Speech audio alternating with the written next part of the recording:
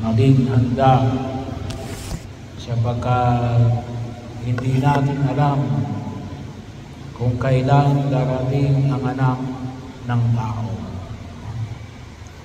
Bagamat ilang beses na natin narinig ang mga salitang ito, ay kinakailangan ipaalala sa atin.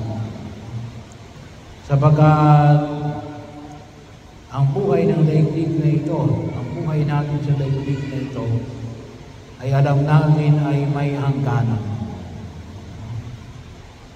Bahagyo, may katapusan, may wakas. At kuminsan, hindi natin alam. Sabi nga natin ay may mga pagkakataon na akala natin may mahaba pa tayong buhay na tatahakin sa daigdig na ito. Well, yung mga umaabot ng mga 100 plus, sinama. Pero lahat bagay aabot ng 100 plus. So kaya, tama yung sinabi ni Jesus, maganda kayo. Maganda kayo sapagkat hindi nyo alam kung kailan darating ang anak ng tao. So bahagyo, ramdam na ramdam natin sa pagkawala ni John L. na hindi tayo handa. Bahagyo ng pagkilos na kinakailangan pagtibayin natin. Pagkakataon na kung saan ay makita natin. At ito ay pinaalala sa atin natin. Pwedeng mangyari sa sino mang sa atin. Bahagyo. Kaya 2,000 taon ang nakalilipas, pinahayag ni Jesus ng Ebanghelyo nito. Laging maging handa sapagkat hindi natin alam at walang nakakaalam. Kahit na nga yung mga ulay, hindi niya alam kung kailan siya mamamatay. Yung bahagyo na kung saan ay makita natin. Napakahalaga yung paghahanda. Pagkakataon na kung saan ay makita natin. Ano yung paghahanda natin? Well, bahagyo ng patuloy natin pagtugon sa biyaya ng may kapal, ang ating paghahanda yan ay magpasalamat sa biyaya ng kasalukuyan. Pagkakataon. Ngayon, panahon na ito, yung kasalukuyan, palagi tayong magpasalamat. May panahon pa tayo ngayon na magkatipon-tipon. Narito tayo ngayon, bagamat tayo nalulungkot sa pagkawala ni John Eric, tayo ay nagpapasalamat sapagkat tayo ay may pagkakataon pa na makapagdasal, makahingi ng panalangin sa harapan ng buong may kapal. Magpasalamat din sa buhay na pinagkaloob ng Diyos kay John Eric. Bagaman maiksi lang yung ibinigay niya sa atin. Pagkabahagyo, puno ng pagpapasalamat. Huwag na kayong manghinayang. Wala na eh. Wala na tayong magagawa. Kapag nanghinayang lang tayo, ano mangyari? Panghinaan lang tayo ng loob. Ano yung gagawin natin? Magpasalamat tayo. Dahil sa konting panahon, naging bahagi ng buhay ninyo ang buhay ni John Eric. Wala na tayong magagawa sa nakalipas.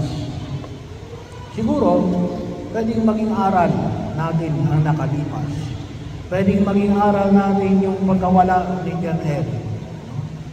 So bahagi yun na kung saan ay makita mo natin. Pero yung kamagayan, hindi natin pwedeng may kakatawa. Pwede tayong matuto sa mga tinatawag nating karunungan ng nakalipas. Bahagi ho, katulad halimbawa ng alin, ay, kapag aakit ka pala ng bubong, pinakailangan mo titingnan mo, ano? Kung may tado ang mga kuryente. Pero wag na kayo manghinawa. Hindi na maibabalik ang buhay ni Jan Eric. Magpasalamat na lamang tayo sa Diyos sabagat naging bahagi kayo ng buhay ni Jan Eric. Magpasalamat sa Diyos sapagkat binigyan tayo ng pagkakataon sa biyaya ng buong may kapal. Binigyan ng pagkakataon na si Jan Eric ay maging kasama ninyo sa maikling panahon. Huwag inyong sayangin ang inyong panahon sa panghihinayang. Bahagi ho. At nawa, sabi ko nga, maging aral sa atin ang mga pangyayaring ito para mag-ingat tayo. Pero sabi nga natin, kahit na mag-ingat tayo, pag oras mo na, wala na tayong magagawa. Siguro, mag-ingat na lang tayo. Bakit? Para hindi tayo mahirapan. Kasi mayroong iba na kuryente ay naging imbalido habang buhay. Bahagi ko yun. Pero yung kamatayan, ang alam ko, kapag oras mo na, ay oras mo na. Wala na tayong magagawa doon.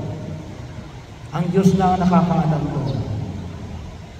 Kaya nga, bawal hininga natin sa daigdig na ito ay sana ay palagi tayong magpasalamat sa biyaya ng buong may kapal. Pagkakataon. At sabi ko nga kalimutan, sabi ko nga kapag sinabi natin misa, yung ginagawa natin ng misa, Eucharistia, yan ay pagpapasalamat. Pagpapasalamat. Palagi kayong magsimba pag-araw ng linggo. Magpipiyas na kayo sa kanalan sa darating na Webes. Bahagi ko yun. Father, namatayan kami. Sigurado rin naman, hindi sasabihin ni Jan Eric na, huwag kayong magsaya kasi namatay ako.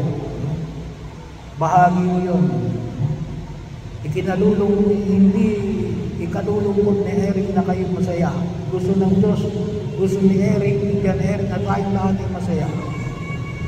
Bahagi ko yun na dulot ng pagdiligtas ng buong may kapal.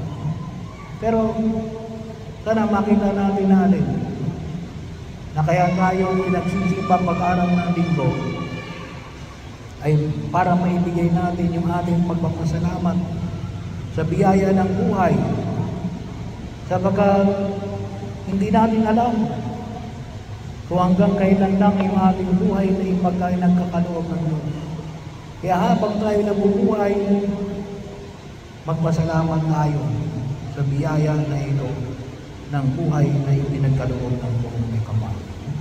Isa po yun sa mahalagang bahagi ng paghahanda na pahalagahan natin, pasalamatan natin ang bawat panahon na ipinagkaloob ng Diyos sa atin sa daigdig na ito.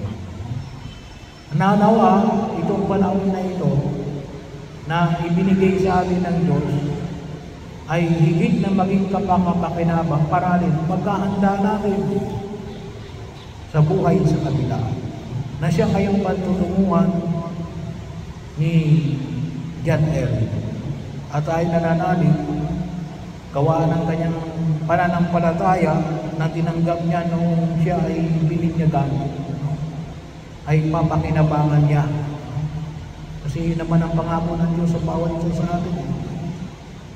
Ibibigay ko ang buhay na walang hanggan sa mga nananalig sa akin. Kaya ito po yung ibigog natin sa harapan ng buong may kapasing pagkakataon na ito. Na bahagi ko, ayong nalulungkot, bahagi yan ng buhay na kung saan ay makita natin. Pero tanggapin natin ang masakit na katotohanan na ito at sabi nga ng mga kabataan ngayon, ay pakinabangan natin ang panahon na ipinagkakaloob ng Diyos sa atin habang tayo nabubuhay sa daigdig na ito. Anong magagawa natin kay Jan Eric?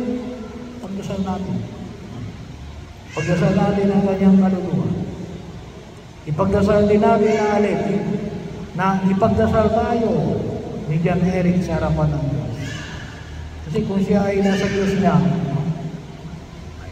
ang magagawa niya ay tumulong sa atin sa pamagitan ng kanyang panalangin.